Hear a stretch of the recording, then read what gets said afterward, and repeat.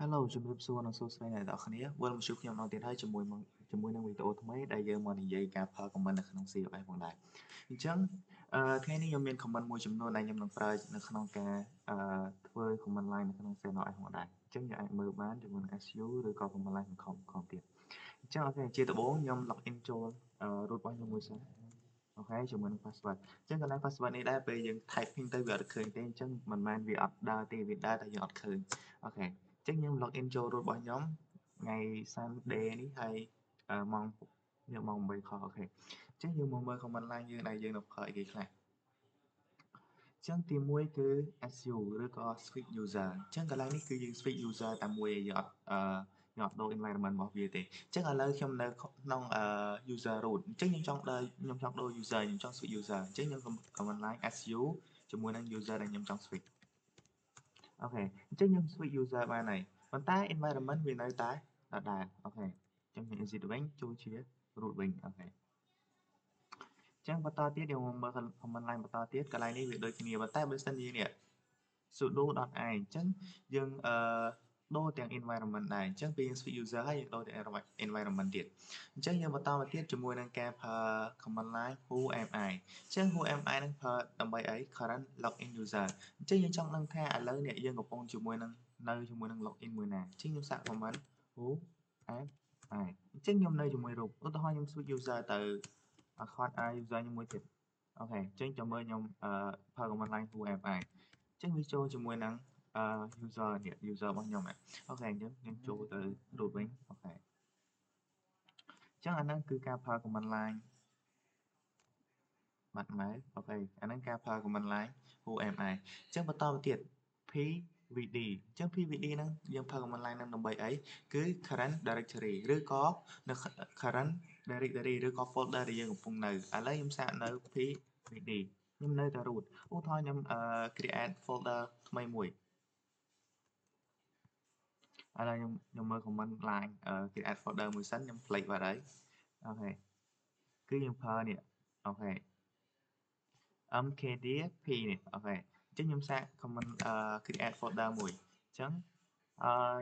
.p មកអត់ចាំបាច់នេះទេយើងដាក់ថា a បន្តមកទៀត b បន្តមកទៀត c អូខេអញ្ចឹងខ្ញុំចូលទៅក្នុងfolder A មួយសិនអូខេបន្តមកទៀតខ្ញុំ clear សិន clear អស់ចោលសិនអូខេបន្តមកទៀតខ្ញុំចង់ដឹងថាឥឡូវនេះខ្ញុំនៅកំពុងនៅជាមួយនឹង folder មួយណាខ្ញុំចើក my command pvd អញ្ចឹងវានឹងប្រាប់ថានៅក្នុង root ហើយនៅក្នុង folder .a ឧទាហរណ៍ខ្ញុំចូលទៅក្នុង folder បន្តទៀត a sorry ទៅក្នុង folder b អូខេបន្តមកទៀតខ្ញុំចូលមួយទៀត folder C ឥឡូវខ្ញុំ typing pvd មកទៀតអញ្ចឹងវានឹងភ្ញាក់យើងថាយើងនៅក្នុង directory A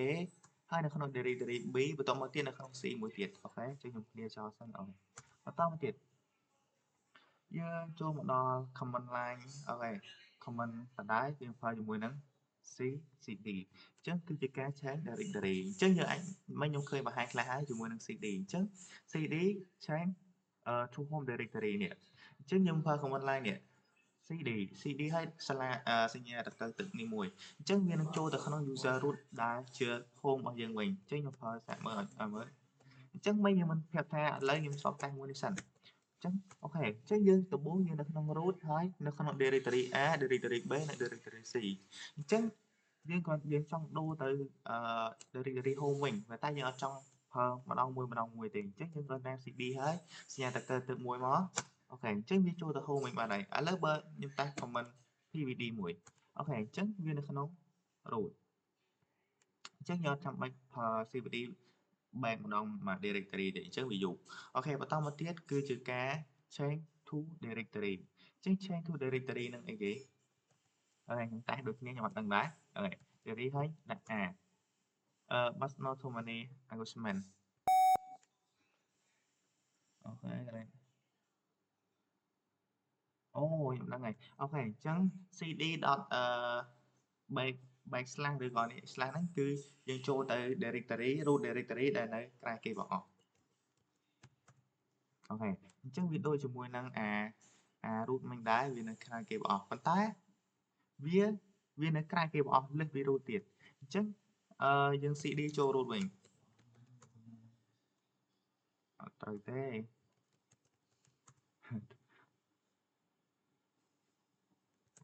អូខេបន្តមកទៀតយើង cd dot សញ្ញាផ្កាយមួយអានេះគឺ change to first directory of directory ប៉ុន្តែឥឡូវវាឈប់ដើរ not working ខ្ញុំ no not working អញ្ចឹងបន្តមកទៀត cd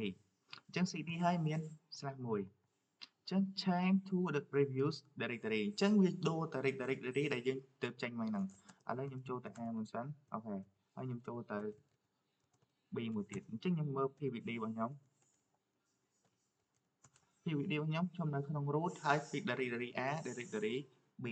អញ្ចឹងឧទាហរណ៍ឥឡូវខ្ញុំចូលទៅ directory A វិញ sorry អូខេ PVD ឥឡូវខ្ញុំក្នុង directory A ឥឡូវខ្ញុំសុំ clear សិនកុំឲ្យ command line សិនតិចអញ្ចឹងPVD ម្ដងទៀតដើម្បីបញ្ជាក់ថាឥឡូវខ្ញុំនៅ directory A អញ្ចឹងខ្ញុំចង់ដូរ directory B វិញដែលខ្ញុំទៅចេញមកហ្នឹងអញ្ចឹងយើងប្រើ command line dot 1 អញ្ចឹងវាចូលទៅ B វិញយើងអត់ចាំបាច់សរសេរឈ្មោះច្រើនដងឧទាហរណ៍បើសិនជា folder ឬក៏ directory យើងវាមានឈ្មោះវែងអញ្ចឹងយើងទៅត្រង់សរសេរយើងត្រង់សរសេរខ្លួនឯងច្រើនអត់អញ្ចឹងវាច្រើនអញ្ចឹងយើងគ្រាន់តែប្រើ cd ហើយ dot មួយមកអញ្ចឹងវាចូលទៅ A វិញអូខេអញ្ចឹងវាខ្លីជាងមុនផងដែរហើយឥឡូវយើងមាន command line មួយទៀតគឺ cd ចុចអញ្ចឹងអានេះគេ backward one directory អញ្ចឹងមានន័យថាវាចេញមក directory ឥឡូវខ្ញុំចូលទៅក្នុង folder B មួយសិនអូខេអញ្ចឹងយើង PVD មើលសិនថាយើងនៅកំពុងនៅ directory មួយណាអញ្ចឹងខ្ញុំនៅ directory A B អញ្ចឹងខ្ញុំចង់ back មក directory អញ្ចឹងខ្ញុំប្រើ cd dot ចុច1អញ្ចឹងយើងមើល PVD ម្ដងទៀតអញ្ចឹងយើងនៅក្នុង directory A វាចេញពី B មកអញ្ចឹងវាចូល A អូខេបើសិនជាខ្ញុំចូលទៅក្នុង B សិនអូខេហើយខ្ញុំចូលទៅក្នុង C មួយទៀតខ្ញុំធ្វើ PVD អូខេអញ្ចឹងខ្ញុំនៅក្នុង root A B C អញ្ចឹងខ្ញុំមើល command line បន្តទៀតដែលយើងនឹងនិយាយគឺ cd ហើយចុចហើយ backslash 1គឺយើងចេញពី directory អញ្ចឹងមានន័យថា cd ចុច1បើសិនជាយើងចុច1ហ្នឹងវាចេញតែ1អញ្ចឹងវាចេញពីរទៀតវាចេញមួយទៀតអញ្ចឹងវាចេញមួយទៀតអូខេ sorry backslash មួយទៀតវាចេញ3អញ្ចឹងយើងចេញពី C មក B អញ្ចឹងតែ1អញ្ចឹងបាន1អញ្ចឹង B មក A បាន1ទៀតអញ្ចឹង A ទៅ root អញ្ចឹងវាចេញ3យើងមើល PVD អូខេយើងកំពុងតែនៅ root បន្តមកទៀតគឺជាការ list file directory របស់យើងគឺ command ls អញ្ចឹងនេះយើងគឺនៅក្នុង root គឺមាន folder A អញ្ចឹងឥឡូវយើងចូលទៅក្នុង cda វិញអញ្ចឹងយើងមើល directory គឺមាន folder B ហើយបន្តមកទៀតគឺនៅក្នុង sorry យើងចូលទៅក្នុង folder B អូខេយើង list មើល directory ទៀតនៅក្នុងនេះ sorry ខ្ញុំឲ្យ comment ខុសអូខេខ្ញុំអត់ទៀតសោះ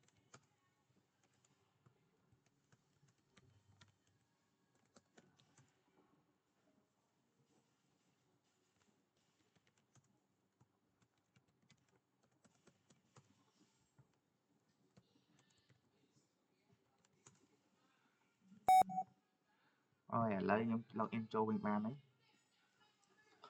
អញ្ចឹងមកយើងដល់កន្លែង liគឺ list file directory អញ្ចឹងខ្ញុំចូលនៅក្នុង A ខ្ញុំ list មើលគឺមាន B ខ្ញុំចូលទៅក្នុងនៅក្នុង directory B ខ្ញុំ list មើលម្ដងទៀតគឺមាន C ឥឡូវខ្ញុំចូលនៅក្នុង C មួយទៀតនៅក្នុង directory C មួយទៀតអញ្ចឹងខ្ញុំពេលខ្ញុំ list អញ្ចឹងវាមានអីអត់នៅក្នុង directory C គឺអត់មានអីទេខ្ញុំបានបង្កើតអីទេអញ្ចឹងវាអត់ចេញអីទាំងអស់អញ្ចឹងខ្ញុំចេញមកវិញមកចេញទៅ2បានហើយនៅក្នុង directory A អញ្ចឹងយើងមើល PVD របស់យើងគឺយើងនៅក្នុង directory A អញ្ចឹងខ្ញុំមើល command line បន្តទៀតគឺ dot l អញ្ចឹងខ្ញុំប្រើ dot ls dot l នឹងដើម្បីអី ls dot l គឺជាបង្ហាញគឺវាបង្ហាញជាមួយនឹងព័ត៌មាន detail របស់វាអញ្ចឹងខ្ញុំសារនៅក្នុង directory A ខ្ញុំចង់ list មើលឲ្យ dot l ls dot l អញ្ចឹងវាមាន total 0ហើយគឺមាន3 root នៅក្នុង A របស់ខ្ញុំនេះបន្តមកទៀតគឺយើងមាន command line la.a ឬក៏ la.l នេះគឺវានឹង ប្រហែលជាមួយនឹងអា file ដែលយើងលាក់file លាក់ហ្នឹង file មិនគឺ file លាក់ file លាក់គឺជា file ដែលយើងមើលអត់ឃើញហើយអញ្ចឹង file លាក់គឺចំណុចពិសេសវាគឺមានចុចនៅខាងមុខអញ្ចឹងមាន dot នៅខាងមុខអញ្ចឹងបញ្ជាក់ថាអា file ហ្នឹងគឺ file លាក់អូខេអញ្ចឹងខ្ញុំមើលdot file លាក់អូខេមើលអានសិនអូខេអញ្ចឹងមាន4មាន a b c អញ្ចឹងទៅមាន a មានអីអូខេហើយនៅក្នុង a នេះមាន3តទៀតអញ្ចឹងខ្ញុំមើលបន្តទៀតជាមួយនឹង ls.l អញ្ចឹងនៅក្នុងនេះគឺមាន file .l មាន bash. logout មាន profile មាន cache មានអីចឹងទៅខ្ញុំសុំ clear មើលសិនអូខេយើងបន្តទៀតជាមួយនឹង command line បន្តទៀតគឺនេះ mkdir គឺយើងបង្កើត directory អញ្ចឹងយើងបង្កើត directory អញ្ចឹងមានដល់គេ mkd ហើយមាន .p ហើយ m1 m2 អញ្ចឹងវា create directory include parent អញ្ចឹងយើងចូលយើង create ឧទាហរណ៍យើង create m1 នេះហើយយើង /1 ហើយយើង create m2 អញ្ចឹង m2 វានៅក្នុង m1 អូខេឥឡូវខ្ញុំតាស់ឲ្យមើលតែម្ដងទៅយើងប្រើ mkdir ហើយ .p អញ្ចឹងយើងចង់បានអីគេអញ្ចឹងអាកន្លែងមុនយើងមាន folder abc ហើយអញ្ចឹងខ្ញុំចង់បាន d ហើយ /1 d ហើយអីទៀត d ហើយ e ទៅមកទៀតf អញ្ចឹងមានន័យថាយើង create បាន folder បាន directory 3ហើយមាន d នៅក្នុង d ហ្នឹងមាន e ហើយនៅក្នុង e ហ្នឹងគឺមាន directory f មួយទៀតអញ្ចឹងឥឡូវខ្ញុំសាកលីមើលឃើញអត់អូខេនេះមាន a មាន directory a ជាមួយនឹង directory d អញ្ចឹងខ្ញុំចូលទៅក្នុង directory d របស់ខ្ញុំអញ្ចឹងខ្ញុំ li command line ខុសមែន add error អត់ទៅអូខេមកទៀតអូខេអញ្ចឹងខ្ញុំចូលនៅក្នុង directory របស់ខ្ញុំdirectory d ហើយខ្ញុំប្រើ ls អញ្ចឹងខ្ញុំនឹង show directory e ហើយអូខេខ្ញុំចេញមកវិញអូខេអញ្ចឹងខ្ញុំនៅ root ឥឡូវបើកមើលអូខេខ្ញុំនៅ root បន្តមកទៀតខ្ញុំប្រើ command line បន្តទៀតគឺស្រដៀងគ្នាដែរ mkd ជាមួយនឹង p.pv ជាមួយនឹង m4 m3 m4 អញ្ចឹងមានន័យថាយើង show information ដែលយើង create នឹងទៀតអញ្ចឹងឥឡូវយើងប្រើយើងប៉ះមើលដល់គ្នា mkd ហើយកន្លែងនេះយើងមានដល់ត្រឹម f ហើយអក្សរអីទៀតអត់ click បាត់អី a b c d e e f g a អូខេ g a អញ្ចឹងខ្ញុំ g បន្តមកអូខេ sorry ខ្ញុំ click pv g ហើយនៅក្នុង g ហ្នឹងគឺមាន folder directory a មួយទៀតអញ្ចឹងអូខេវានឹង page detail យើងថាគឺ create directory g បន្តមកទៀតយើង create directory g ហើយនៅក្នុង directory g ហ្នឹងគឺមាន directory f មួយទៀតអូខេអញ្ចឹងអាដក pv នេះគឺមានតែវា show information ដែលយើងបាន create ដែលប្រាប់យើងថាយើងបាន create អញ្ចឹងបន្តមកទៀត command line ចុង command line បន្តទៀតគឺ touch នេះយើងប្រើដើម្បីអីគឺ create empty file in current directory អញ្ចឹងគឺយើងបង្កើត create file ទៅទេ empty file អញ្ចឹង file ទៅទេដែលជា file ទៅទេនឹងឯងអញ្ចឹងខ្ញុំ clear មើលសិនកុំឲ្យទឹកតែអូខេអញ្ចឹងយើងប្រើអីគេប្រើ command read touch អញ្ចឹងខ្ញុំដាក់ថាឧទាហរណ៍ថាតែហើយ .txt បើបញ្ជាក់ថាអានឹងជា file txt អូខេអញ្ចឹងខ្ញុំបាន file txt មួយហើយបន្តមកទៀតយើងប្រើ command line cat ហើយអា file ដែលយើងបានបង្កើតមិញហ្នឹងដើម្បីគេភ្លេចមើលនិយមន័យរបស់វាគឺdisplay text in file អញ្ចឹងវានឹង show អា display អា text នៅក្នុងតែ .txt យើងហ្នឹងតែ txt យើងហ្នឹងមានអីអត់អញ្ចឹងវាអត់មានទេព្រោះគាត់វាអត់មាន show អីទាំងអស់អញ្ចឹងខ្ញុំតែគឺខុសតែ .txt អញ្ចឹងវាអត់មានអីទេអញ្ចឹងវាអត់ show អីទេអញ្ចឹងយើងចង់ឲ្យ txt នេះយើងឲ្យតែ txt នឹងមានអញ្ចឹងយើងធ្វើម៉េចគឺយើងមាន command line vi sorry គឺយើងមាន command vi ដើម្បី edit អូខេដើម្បី edit ហ្នឹងអញ្ចឹងខ្ញុំប្រើ command line vi sorry command line vi បន្តមកទៀត test .txt អូខេអញ្ចឹងនៅក្នុងកន្លែងនេះគឺយើងអាចសរសេរ file របស់យើងបានដំបូងយើងអាចសរសេរបានគឺយើងត្រូវ insert មួយមុនសិនអក្សរ i អញ្ចឹងយើងអាចសរសេរបានអូខេអញ្ចឹង id អញ្ចឹងទៅថា hello welcome បន្តមកទៀត I am ឈ្មោះរបស់ខ្ញុំមកទៅអូខេ am អូខេអញ្ចឹងពេលដែលយើងចង់ជួបសរសេរហើយយើងប្រើអីគេយើង escape មួយមកដើម្បីចេញពីអាកន្លែងយើងសរសេរហ្នឹងបន្តមកទៀតយើងប្រើសញ្ញាចុច2ហើយ right ហើយសញ្ញា W អញ្ចឹងដើម្បីយើង save អា file នឹងទុកអូខេអញ្ចឹងឧទាហរណ៍យើងចង់សរសេរទីនេះធ្វើមកទៀតទៅអញ្ចឹង I ទៀតមកអូខេយើង insert ហើយយើងសរសេរបានទៀតឧទាហរណ៍អឺដាក់ថាដឹងដាក់អីដាក់ថា I love you I love you អញ្ចឹងយើង escape ទៀតដើម្បីយើង write អញ្ចឹងកន្លែងនេះយើង write ហើយយើងចង់ quick ពីអាយើង write W ហើយ Q ចឹងអូខេយើងនឹង check បាននេះគាត់យើងមាន command line ហើយខ្ញុំ clear ចេញសិនអូខេឥឡូវខ្ញុំ display text របស់យើងវិញតើវាមានអីអត់អញ្ចឹងខ្ញុំប្រើគេ cat ជាមួយនឹងtag របស់ខ្ញុំជាមួយនឹង .txt អញ្ចឹងវានឹង show welcome hello I am ឈ្មោះខ្ញុំទៅអូខេបន្តមកទៀត I love you អញ្ចឹងវានឹង show អ្វីដែលយើងបានសរសេរមិញហ្នឹងអូខេអញ្ចឹងcommand line របស់យើងមានមែនអស់ចប់អស់នៅអូខេដូចជាអស់ហើយ command line ថ្ងៃនេះអញ្ចឹងអូខេអរគុណជួបគ្នានៅវីដេអូក្រោយ